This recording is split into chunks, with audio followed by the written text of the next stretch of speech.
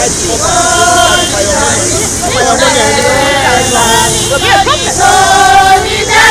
forever. Soli.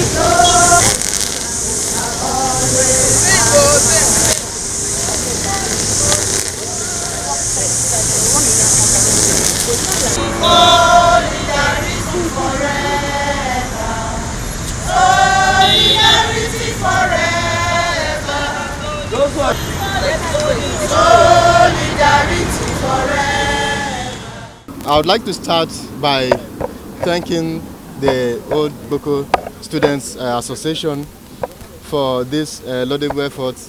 They've always been in the forefront of this struggle to get justice for Ochanya. You would recall that a year ago, Ochanya left us in a very disturbing situation. Of course, we are aware of the circumstances that led to her death, which we are currently seeking justice for.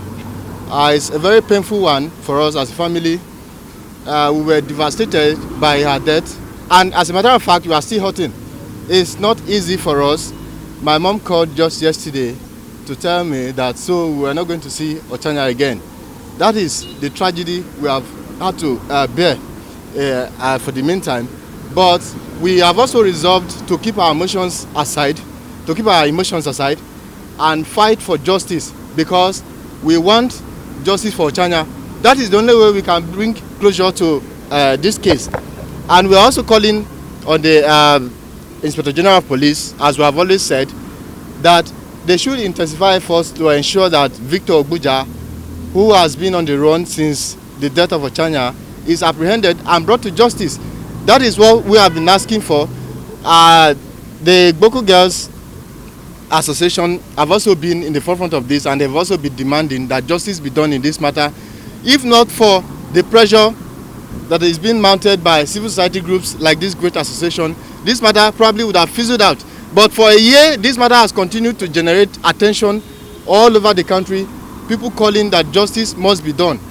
Unfortunately, just a couple of weeks ago, Mr. Ogbuja had his day in court. He was formally arraigned at the State High Court in Makurdi. That is the beginning of this struggle. And we want to urge everyone who has been in the forefront of this, making sacrificing your time and resources, and demanding that justice be done, that you continue to remain on this. This is our appeal to you. We are appealing to the Boko Girls Association to please stay on this matter as they have always done. We know it costs so much. You have made a lot of sacrifices. We are still calling on you that you sustain the tempo. Don't let this matter die until justice is done. This is our appeal to everybody, and this is our appeal to the federal government of Nigeria. My name is Ukan Kuru. Sometimes last year, it was being handled, but it was underground. And I didn't like the fact that the matter was handled underground, because we heard a lot of pressure was mounting from several people who knew the family of one of the man who did the act. So I said no. Some of us have decided to use the social media positively. So it would be good if we bring this on air and expose it to the world, so that people will know the truth of everything that happened. And so I did that, brought it on the social media, spoke to Ochanya's caregiver, Mrs. Margaret So, Evangelist Margaret So, who made sure she had given me all the details and did not leave anything behind. And I brought it on the social media, then everybody queued behind us to make sure that Ochanya gets justice. Especially the old student of Federal Government Girls College, Boko. They have been on this with us from day one. And they also called again that I had to come back to Abuja yesterday for a one-year rally, peaceful march, to talk about the death of Ochanya, even though justice has not been served so bad that 1 year from now we've not gotten justice. But we're hoping, and we know we'll get justice. It's been 1 year now since Ochanya was brought to our home to be cared for, and we were trusting God to remedy her situation. Unfortunately, 4 months after she passed on, and efforts were made to bring to the public. We reported officially to the police, then to FIDA, and then other people started coming up to pursue this case. It's been a very sad moment for us, particularly in the house. Yesterday, been 1 year, for the whole night I just couldn't sleep, remembering how I watched her pass on, and even after 1 year, justice have not been given to her. It's really painful. We are saying this not just for Ochanya, but by getting justice for Ochanya, we trust God that we could also get justice for other people going through similar cases, and also get rid of this menace called rape, which is really on the high side now in Nigeria. Sadly, it's 1 year now since Ochanya Elizabeth Ogbanje died as a result of serial abuses suffered from Andrew Ogbuja and his son Victor Ogbuja. Ochanya, unfortunately, was sodomized, raped, drugged till she died. This is very sad, but today is 1 year remembering that Ochanya died 1 year ago. Let us say that Ochanya is a symbolism for our struggle to rid society of pedophiles and sex predators. Ochanya is the symbolism that through getting justice for Ochanya, we will ensure that the maximum penalty expected, we will continue to advocate for that the maximum penalty is meted out to Andrew Ogbuja, so that it will mark a watershed in our quest to ensure that justice is done and we rid society of pedophiles. But I take this opportunity to call on the Inspector General of Police. Victor Ogbuja has been at large for more than 1 year. Since Ochanya died, Victor Ogbuja, the son of the pedophilic father, is at large. Now, unfortunately, the police has not been responsive and responsible enough to declare Victor Ogbuja wanted. When a man is charged for culpable homicide and rape, you do not fold your hands. We call on the police, we call on the National Human Rights Commission to insist that Victor Ogbuja is declared wanted and ensure that he is also brought to stand trial. Thank you. My name is Tony Aidilawani, National President of this great association, FGG Sigboko Old Students Association. Well, I'm very happy to see everybody here. It's a good thing that they're all here. Like we have been saying and other speakers have said, the cry for justice for Ochanya is on. We are not going to let down. We have started up a Speak Out, Cry Out campaign, which we hope we go through all schools so that the girls are aware that these things are happening and know the signs when they want to happen. That if I see these signs, I think this person is trying to do something funny to me, they can cry out. It is very important, because if they don't have the confidence to cry out, it will just be going on the ground, and girls, even boys, will go through the same thing Ochanya went through. It's so sad that it happened to a girl in our school, but again, it is what it is. So we are appealing to the police, especially because they are the people you run to first of all, to say, this is happening, we need you to come in. We have done 2 campaigns in our school so far. We have gone there to talk to the girls, to let them know that these are the signs you look for. And thank God some of them have come out to say, oh, this is what is happening to me. Because we're able to do that. We're able to build confidence in them that you can talk. You don't have to keep quiet and die like Ochanya did. So we are appealing to everybody, the police, the civil societies, the NGOs that are in all of this kind of things, that please partner with us. This Speak Out, Cry Out campaign is not just for FGG Sigboko. We want other schools to adopt it so that it is there for them. The girls are not afraid, the boys are not afraid to come out and say, this is happening to me. Don't worry, nobody is going to kill you. Just come and talk. This is our cry. We feel encouraged by your efforts. The National Human Rights Commission welcomes you, and we are with you in this struggle. The Ochanya case is a case too many, and it's going to be a litmus case to look at our laws.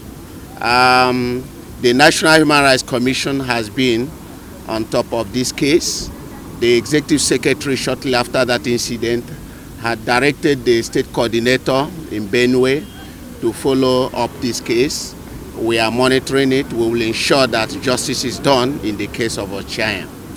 Hers is also one in the many cases of sexual and gender-based violence across the country.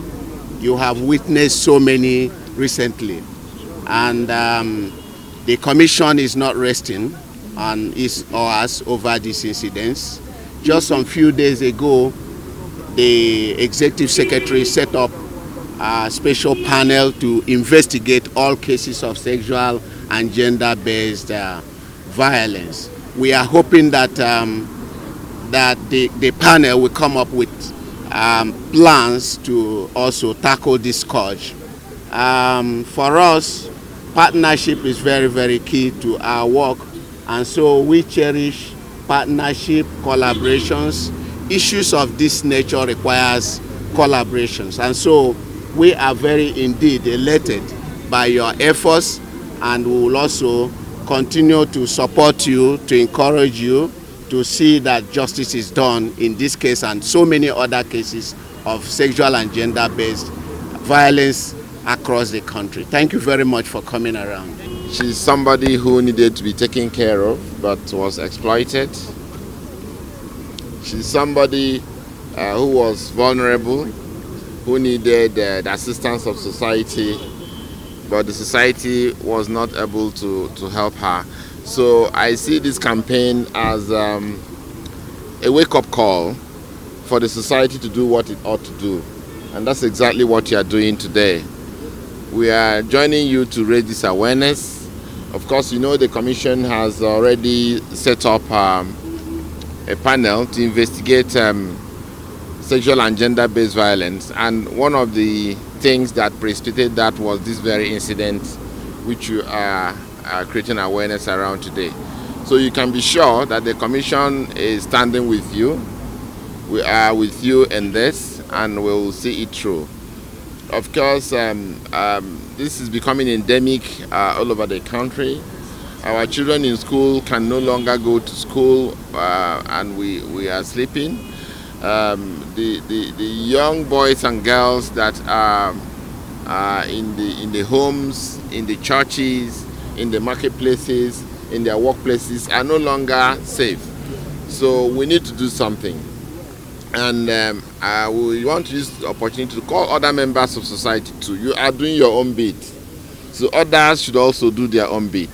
Just like the Commission is doing its own bit. And if we all work together, I believe that day will come and we will have a better society. So congratulations for the successful match. And we hope that our joint struggle will yield fruit very soon. Yeah, the panel has been constituted. The panel will sit in all the 6 geopolitical zones of the country, especially in the zonal capitals of the country. The number of complaints we have are quite huge. I cannot give you the figures now, but the panel members have had their inaugural meeting and they have strategized on how they will have to move to all the geopolitical zones. Very soon we'll let you know the very date they are going to sit in all the zones so that your members in those various zones can also come and join during the sittings. But of course you know that public hearing on cases of sexual and gender-based violence are in a species of its own. We need to deal with the issue of stigmatization and discrimination that can arise from that.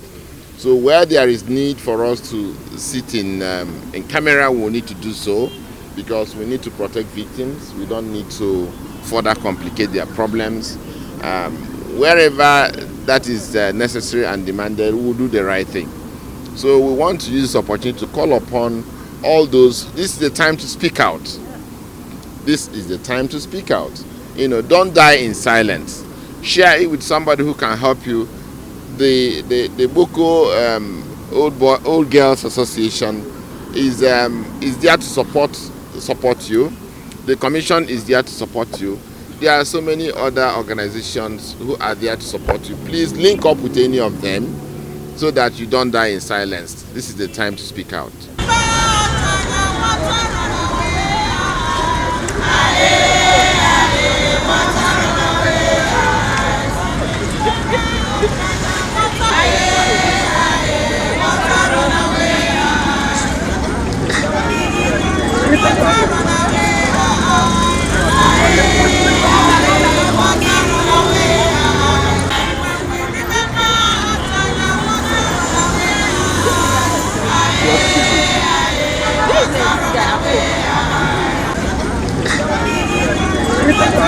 Yeah.